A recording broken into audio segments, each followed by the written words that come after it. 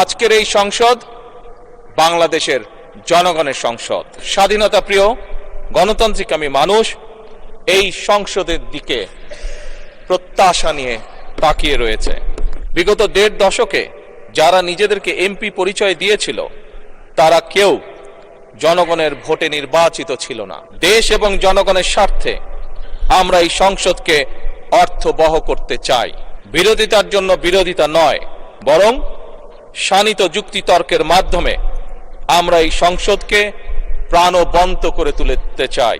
নবনির্বাচিত মাননীয় স্পিকার এবং ডেপুটি স্পিকার, আসসালামু আলাইকুম। আপনারা গণতন্ত্রকামী জনগণের রক্ত ঋণে প্রতিষ্ঠিত এই মহান জাতীয় সংসদের স্পিকার, ডেপুটি স্পিকার নির্বাচিত হয়েছেন। আপনাদেরকে প্রাণ ঢালা অভিনন্দন। আজ থেকে আপনারা আর কোনো দলের নন, এই মহান জাতীয় সংসদের স্পিকার।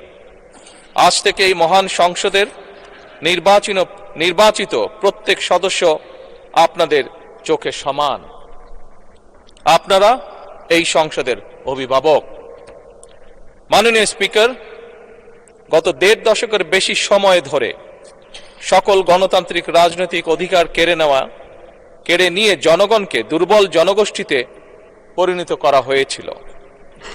মহান জাতীয় সংসদকে মানুষের অধিকার লুণ্ঠনকারীদের ক্লাবে পরিণত করা হয়েছিল। বিগত ১.৫ দশকে যারা নিজেদেরকে এমপি পরিচয় দিয়েছিল তারা কেউ জনগণের ভোটে নির্বাচিত ছিল না।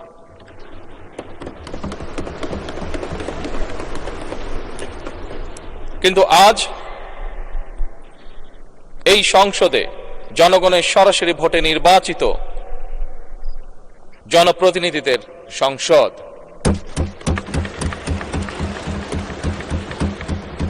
আজকের এই সংসদ বাংলাদেশের জনগণের সংসদ। আপনারা আজ এই মহান সংসদের অভিভাবকের দায়িত্ব গ্রহণ করেছেন। দেশের স্বাধীনতা প্রিয় গণতান্ত্রিকামী মানুষ এই সংসদের দিকে প্রত্যাশা নিয়ে তাকিয়ে রয়েছে।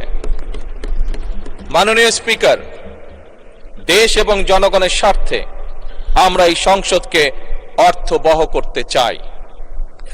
বিরোধিতার জন্য বিরোধিতা নয়, বরং শানিত যুক্তিতর্কের মাধ্যমে আমরা এই সংসদকে প্রাণবন্ত করে তুলতে চাই। এই ক্ষেত্রে আপনাদের ভূমিকা সর্বাধিক। এই সংসদের সদস্য হিসাবে জাতীয় সংসদ পরিচালনায় আমরা আমাদের পক্ষ থেকে আপনাদেরকে সর্বোচ্চ সহযোগিতা করব ইনশাআল্লাহ। আপনাদের এই নতুন ভূমিকার জন্য সকল সংসদ সদস্যের পক্ষ থেকে আবারও আপনাদেরকে জানাই শুভেচ্ছা, অভিনন্দন এবং ধন্যবাদ।